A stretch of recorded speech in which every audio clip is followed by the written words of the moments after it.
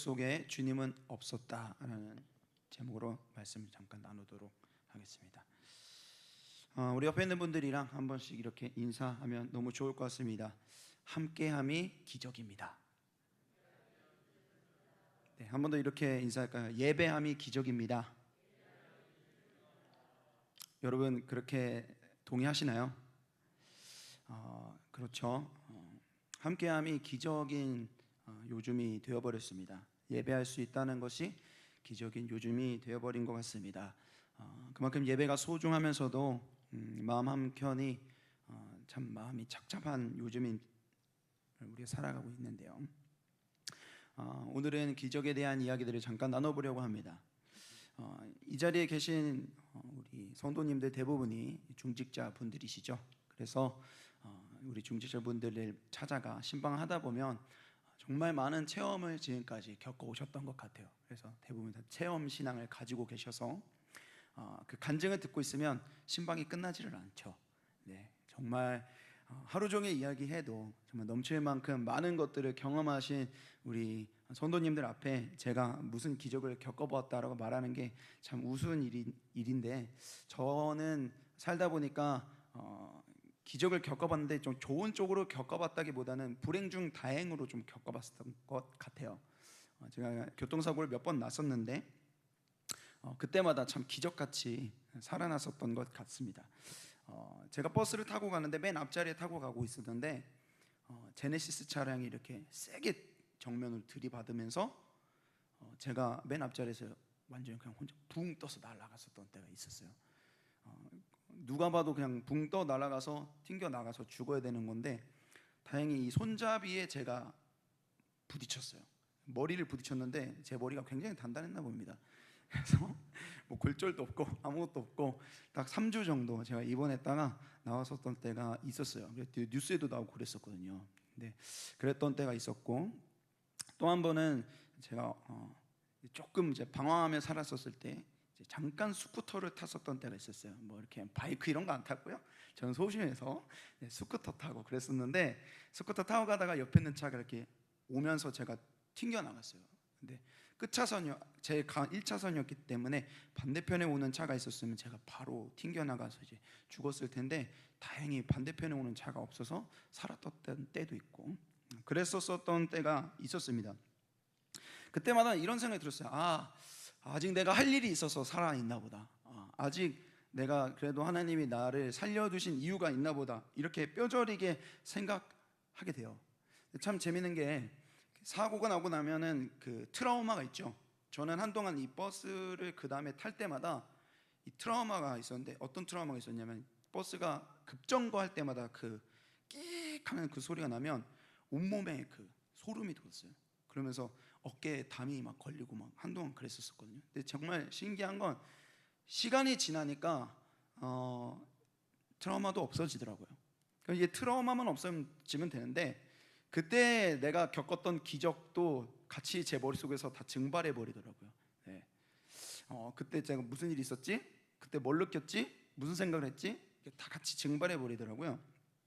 여러분들도 사시다가 많은 기적들을 경험해 보셨을 텐데, 오늘 우리가 살펴보게 될 이 성경의 인물 엘리야는 누구보다도 기적을 많이 경험했었던 사람입니다. 그리고 누구보다도 기적을 정말 많이 일으켰었던 사람이죠.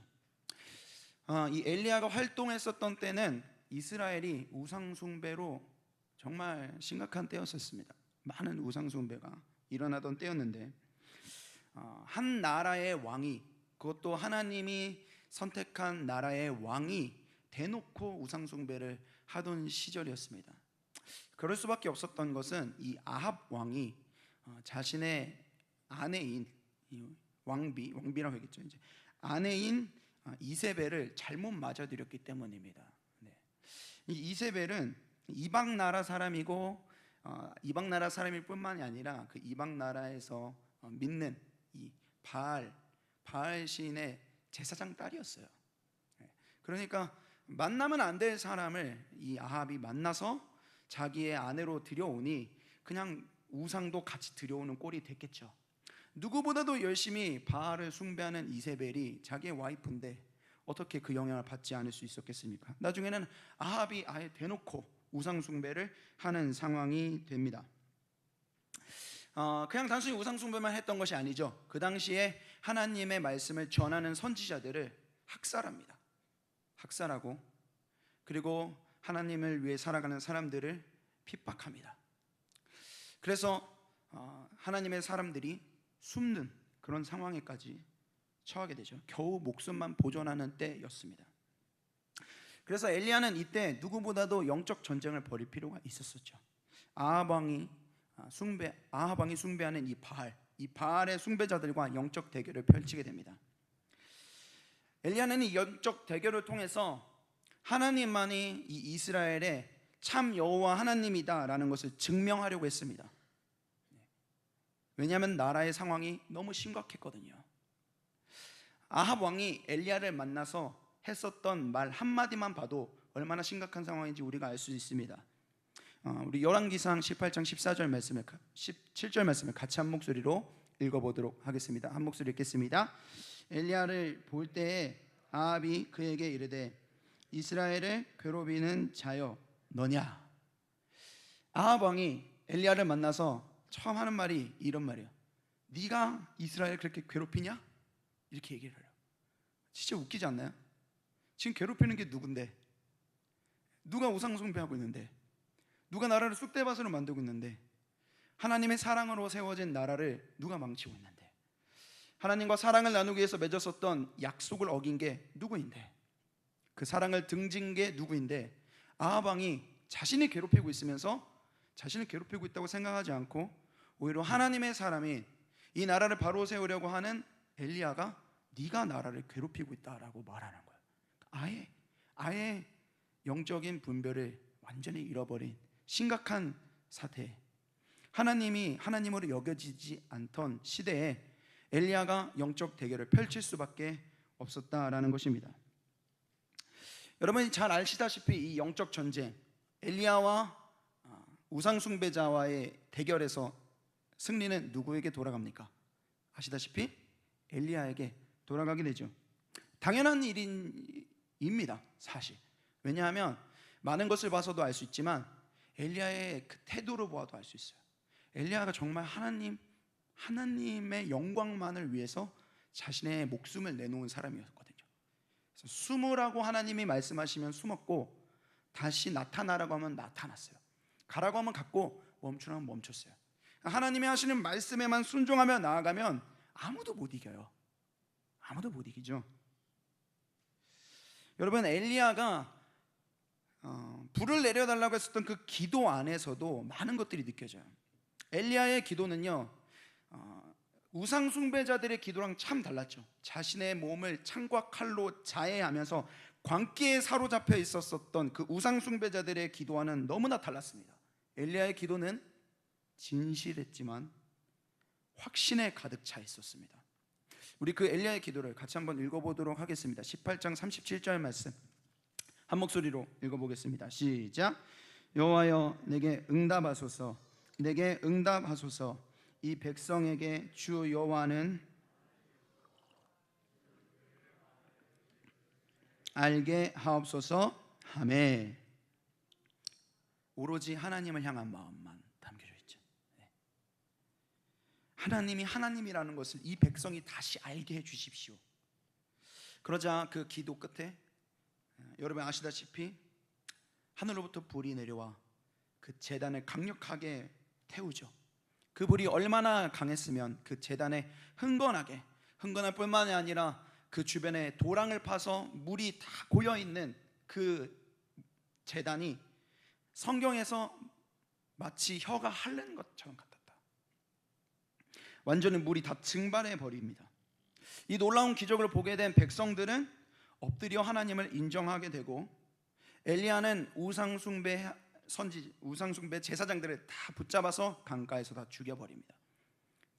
놀라운 기적의 사나이죠. 엘리야 여러분 그런 사람입니다. 여러분 그뿐만입니까? 엘리야의 기적은 거기서 끝이 나지 않죠. 우상숭배 때문에 이스라엘은 가뭄에 허덕이고 있었어요. 3년 반이나 가뭄에 허덕이고 있었죠.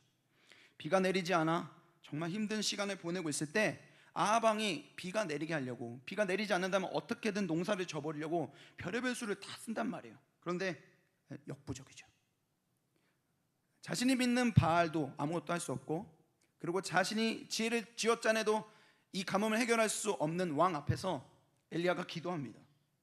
간절히 기도했고 누구도 할 수 없었던 비구름을 몰려오게 하죠.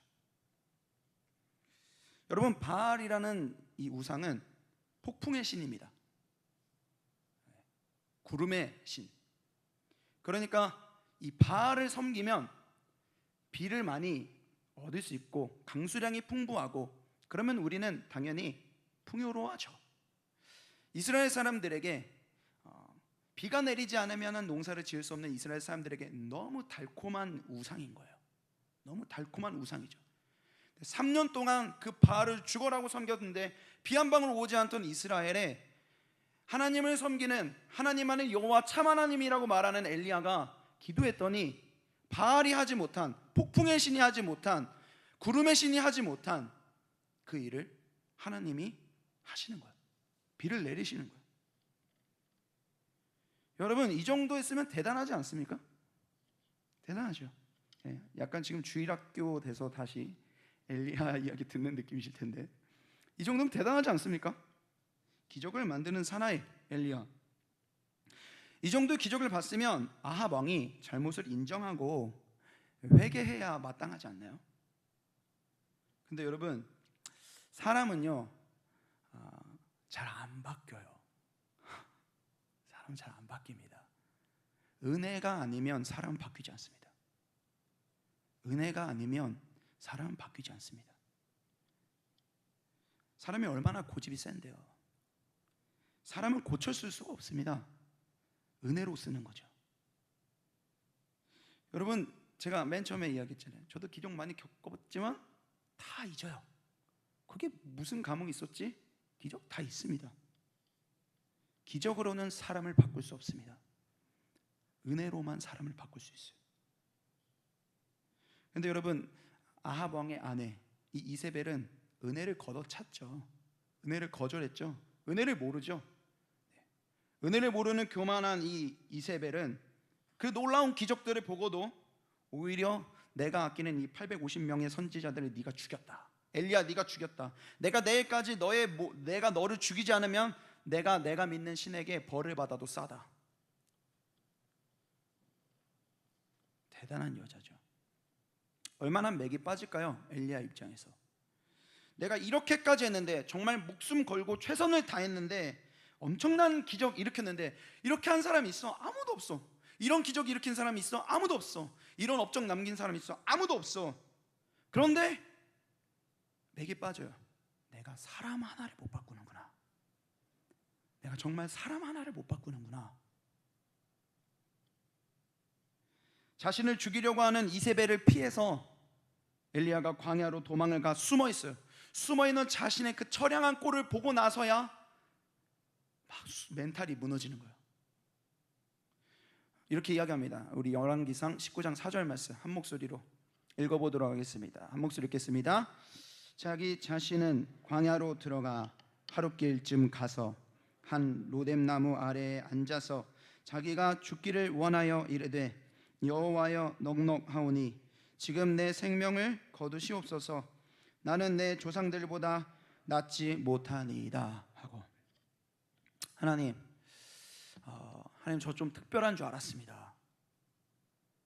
저처럼 기적을 일으킨 사람 어디 있습니까? 그게 아니더라도 하나님, 제 진심 아시잖아요. 하나님, 제 열심을 아시잖아요. 하나님, 제가 하나님을 위해서 어떻게 살았는지 하나님 아시잖아요. 제가 저를 위해 살았나요? 저 하나님을 위해 살지 않았습니까? 그런데 이게 뭐죠? 제가 사람 하나도 바꾸지 못하네요. 저보다 앞섰던 우상숭배하던 조상들과 제가 다를 게 뭐가 있습니까? 폐역하게 살았었던 우상숭배하던 조상들과 제가 다를 게 뭐가 있습니까? 그들보다 제가 낫지 못합니다. 한 사람도 바꾸지 못하는데 제가 낫지 못합니다. 차라리 절 죽여주십시오. 절망합니다. 여러분, 우리도 그럴 때가 있죠. 정직하게 요행을 바라지 않고 살았는데 건강을 잃게 될 때, 내가 나라를 위해서 하나님 저의 잘못입니다 회개하며 기도했는데 계속 핍박이 계속될 때, 교회의 핍박이 계속될 때, 정직하게 사업했는데 큰 결과가 주어지지 않을 때 엄청 많잖아요. 엄청 많잖아요. 여러분 엘리야를 보세요. 우리보다 더 하나님을 향해 자신의 모든 걸 던졌었던 엘리야에게도 똑같은 일이 생깁니다. 하나님을 믿는 사람들에게도 이런 일들이 생겨요. 엘리야가 보였던 그 기적은 자신을 위한 욕심이 아니었어요. 하나님을 위한 것이었어요. 그런데도 오히려 이 이세벨 여왕이 찾아와 내가 너를 죽이겠다 말하는 거예요. 내가 너무 무능하구나. 내가 뭘 잘못한 거지? 내가 도대체 더 뭘 할 수 있을까? 내가 죽으면 끝나는 걸까? 내가 죽어야 하는 걸까? 나를 죽여달라고 말하는 엘리야에게 순간 우울증이 찾아요. 우울증. 여러분, 우울증은 단순히 슬퍼서 오는 감정이 아닙니다. 누구나 슬플 수 있죠. 우울증은 충분히 슬퍼하지 못할 때 찾아옵니다. 다 큰 어른이 뭘 그렇게 질질 짜. 근데 내 마음은 지금 골마 터졌어. 근데 교회 와서 계속 웃는 거예요. 괜찮아요. 아무 일 없어요. 그럴 때 우울증이 찾아요. 충분히 슬퍼하지 못할 때. 엘리야처럼 죽고 싶어지는 거예요.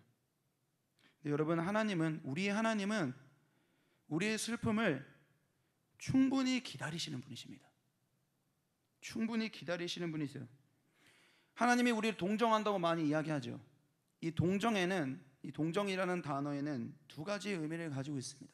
첫 번째는 태반이라는 의미를 가지고 있어요. 동정은 태반이라는 뜻을 가지고 있습니다. 태반이 뭐예요, 여러분? 엄마와 아기를 이어주는 게 태반입니다. 그렇죠? 아직 저는 애를 낳아보진 않았지만 아기와 엄마를 이어주는 것이 태반입니다. 아기는요 몰라요. 뱃속에 있는 아기는 몰라요. 엄마가 나를 얼마나 사랑하고 엄마가 얼마나 나를 기다리고 있고 엄마가 얼마나 나를 보고 싶어 하는지 뱃속에 있는 아기는 절대 몰라요. 꿈에도 모르죠. 하지만 엄마는 알아요. 엄마는 모든 관심이, 모든 신경이, 모든 사랑이 내 뱃속에 있는 아기에게 향해 있어요. 내 뱃속에 애가 발을 한번 걷어차서 태동이 일어나면 깜짝 놀라면서 발 그냥 한번 찬 건데 잘했다고, 너무 신기하다고.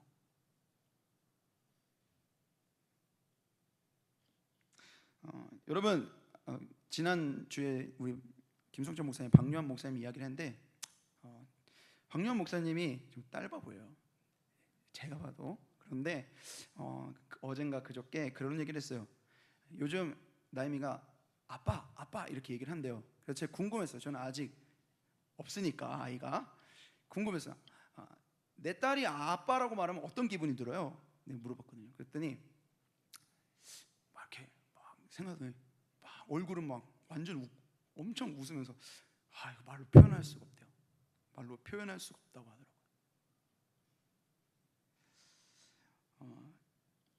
하나님은 우리를 동정하세요.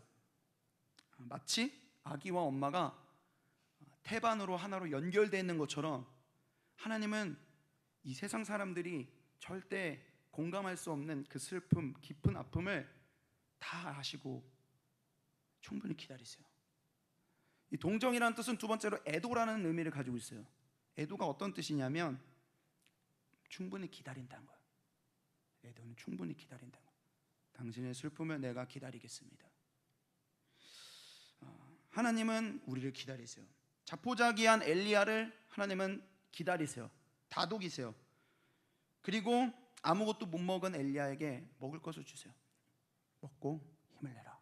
그리고 쉬지 못한 엘리야에게 쉼을 주세요.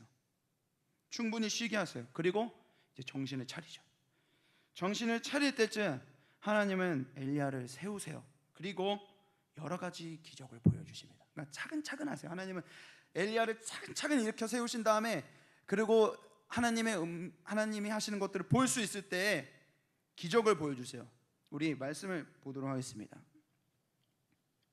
우리 오늘 읽어봤었던 말씀인데요, 우리 11절 말씀 같이 한 목소리로 읽어보도록 하겠습니다. 시작. 여호와께서 이르시되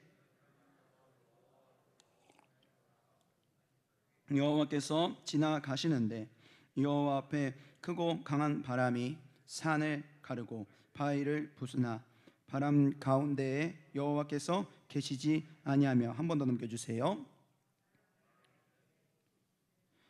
지진 가운데에도 여호와께서 계시지 아니하며. 또 넘겨주세요. 또 지진 후에 불이 있으나 불 가운데에도 여호와께서 계시지 아니하더니 불 후에 세미한 소리가 있는지라. 아멘. 하나님이 이제 기운을 차린 엘리야에게 여러 가지 기적을 보여주십니다.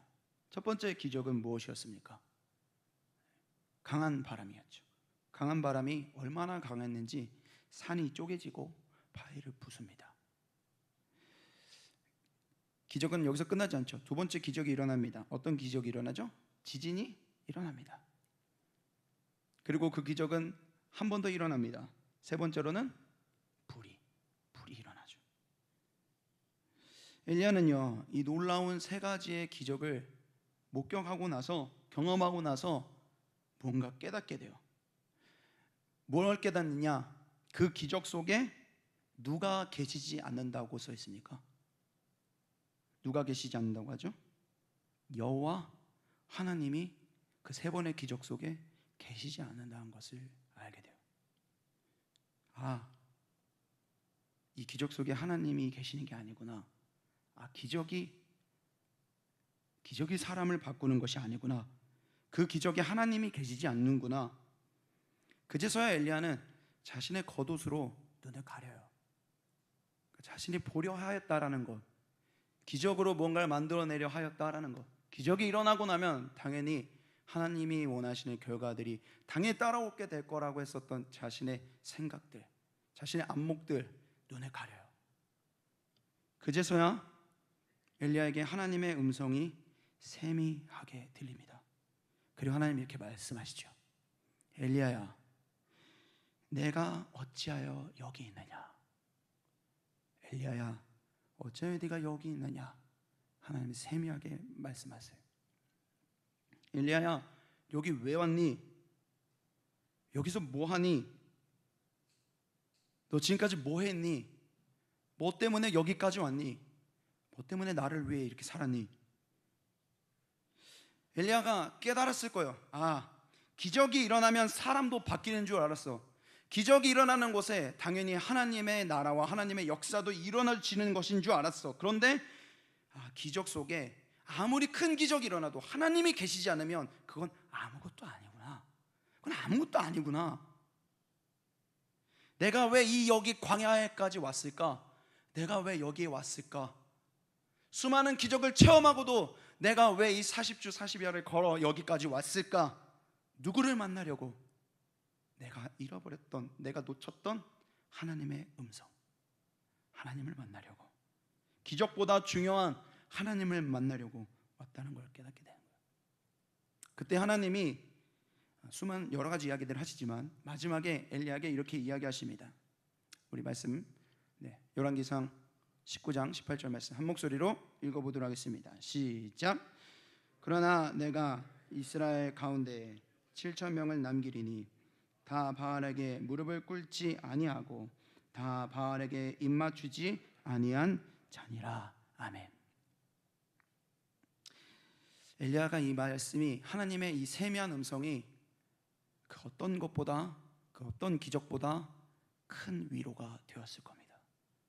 소망이 되었을 겁니다.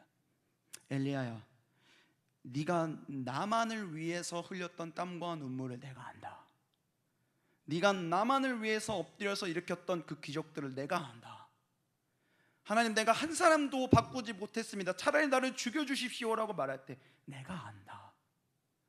네가 너를 위해 살지 않고 나를 위해 살았었던 그 인생의 결을 내가 안다. 너의 눈에는 보이지 않을지 모르지만 바알에게 무릎을 꿇지 않는 그 7천 명의 순결한 백성들이 있다. 다시 일어나라. 아직 네가 나를 위해 해야 할 일들이 남아있다. 하나님 말씀하십니다. 사랑하는 여러분, 말씀 마치겠습니다. 내 모든 땀과 눈물로 기적까지 일으켰는데도 헛수고라고 느껴질 때 무엇이 우리의 소망이 될까요?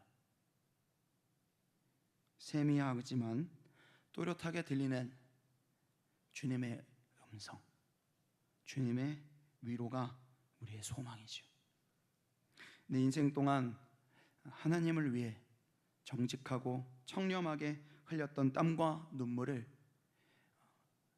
내가 원하는 만큼의 결과가 보이지 않아도 겉옷으로 내 눈을 가리는 거예요. 하나님 괜찮습니다. 왜냐하면 하나님이 그 땀과 눈물을 기억하여 담아두셨다가 예수님이 다시 오시는 그날에 향기가 될 테니까요. 의의 자녀들이, 천국의 아들들이 하나님의 집에서 해처럼 빛나게 될 테니까요. 하나님이 우리의 소망이 되고 그렇게 이루어 가시는 하나님의 나라를 바라보며 우리에게 주어진 자리 가운데서 우리가 엎드리며 나아가는 모든 성도님들이 되시기를 간절히 소망합니다. 함께 기도하겠습니다.